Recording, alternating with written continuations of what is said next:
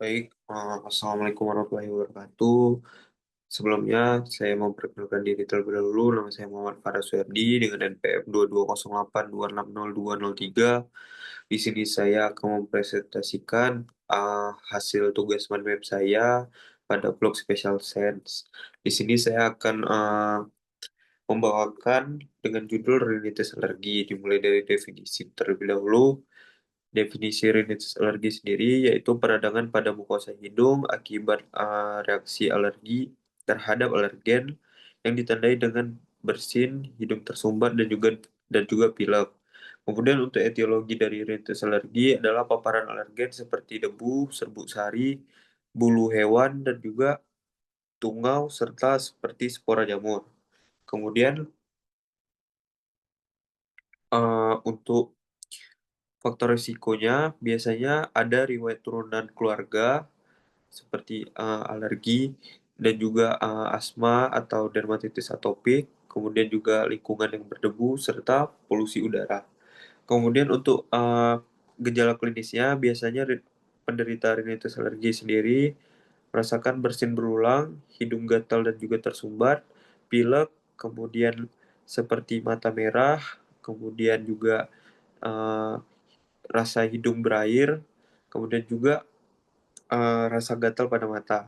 Nah, klasifikasinya itu terbagi tiga. Yang pertama ada intermittent, kurang dari 4 hari per minggu. Kemudian juga persistent, lebih dari 4 hari per minggu. Kemudian juga yang ketiga ada ringan atau sampai sedang berat. Ini berdasarkan dampak dan pada aktivitas sehari-hari. Kemudian di sini saya akan menjelaskan mengenai patofisiologinya. Jadi, patofisiologi dari rinitis alergi ini itu sangat kompleks yang terdiri dari respon alergi fase awal dan fase akhir. Proses ini dipicu oleh paparan alergen seperti serbuk sari, tungau, atau bulu binatang yang dikenali oleh reseptor imunoglobulin E atau lebih atau disingkat dengan IgA. Kemudian spesifik antigen pada sel MAS dan juga basofil pada individu yang telah mengalami presentisasi, yaitu reaksi fase awal yang ditandai dengan degranulisasi sel MAS. Fase ini berhubungan dengan onset cepat selama beberapa menit yang terjadinya gejala nasal akut yaitu bersin dan juga rinore. Dan munculnya juga gejala okular yaitu gatal, kemerahan dan juga hidung merasa berair. Kemudian gejala nasal akut yaitu kemudian gejala-gejala ini yang disebabkan eh, oleh paparan his, oleh paparan oleh pelepasan histamin terutama dari sel MAS di mukosa hidung. Pelepasan histamin ini yang fase awal bersama dengan efek sitokin proinflamasi poten, misalnya leukotrin dan juga seperti prostaglandin dan kinin yang menyebabkan terjadinya peningkatan permeabilitas vaskular sehingga menyebabkan pembentukannya seperti edem. Kemudian reaksi fase akhirnya berkembang selama beberapa jam setelah terpapar alergen. Hal ini ditandai dengan prekursor seluler basofil, neutrofil, limfosit T, monosit, serta eosinofil, dan juga pelepasan berbagai mediator. Jadi, akibat dari peradangan mukosa, jaringan menjadi prima dan bereaksi lebih kuat terhadap paparan alergen.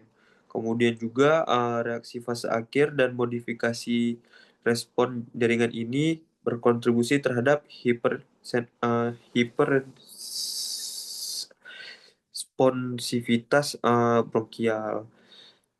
Kemudian saya lanjut lagi ke CMD-nya atau cara mendiagnosa. Pertama kita lakukan anamnesis, kita tanyakan riwayat gejala serta pemicu. Kemudian setelah kita dapati gejalanya apa, pemicunya apa, kita lakukan pemeriksaan fisik, kita jumpai konka pucat dan juga sekret jernih. Kemudian untuk pemeriksaan penunjangnya sendiri, kita lakukan tes alergi. Sebenarnya untuk pemeriksaan penunjangnya apabila perlu saja, jika sudah dalam kasus sedang berat.